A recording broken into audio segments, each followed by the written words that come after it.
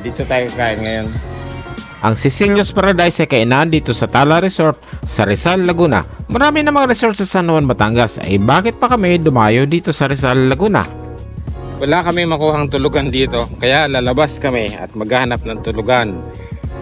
Wala kami nakuha dito sa loob ng Rizal dahil late na yung aming registration. May camp kasi mga kabataan namin.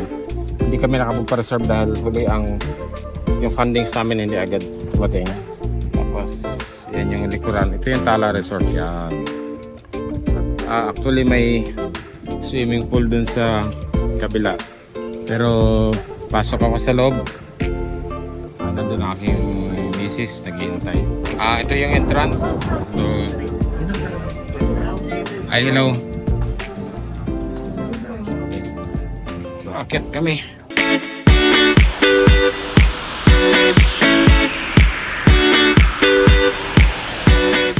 Wow!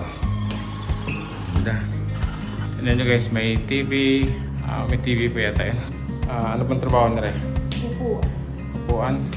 Baba muna namin aming gamit. Ang hinaharap agad ay CR. Okay, CR. May jacuzzi pa pala din. Ayan. Okay siya. Malamig na. Gawa ng aircon ay gumagana na yung aircon. Subukan nyo daw agad TV. Hindi nakasaksak. Wake up in the morning.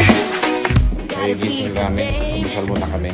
Dito sa Tala Resort ay free ang breakfast. Dito sa Rizal parang ito na yung pinakamura. Pero may TV kayo, may aircon, at masarap na higaan. Diyan kami kakain. Kaya dyan siya nakasparada. Puno ito ng sasakyan kagbi. Pinaka-canteen. Free naman ang pagkain dito. Free. Ngayon lang kami kinanghali ng gising. Maliwanag ang araw, pero alas 7 pa lang. Kaya, ayun muna kami. Tapos lang namin kumain.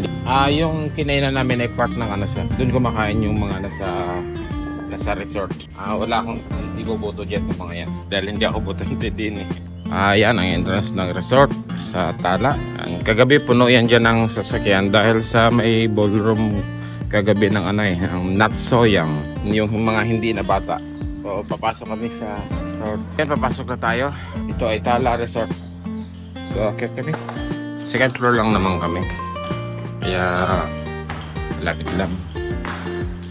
Sana kami sabi kung gustong patayin ng kuryente ang ilaw dahil tayo daw kuryente. Maganda naman ang aming karanasan sa Tala Resort and Restaurant dito sa Rizal, Laguna.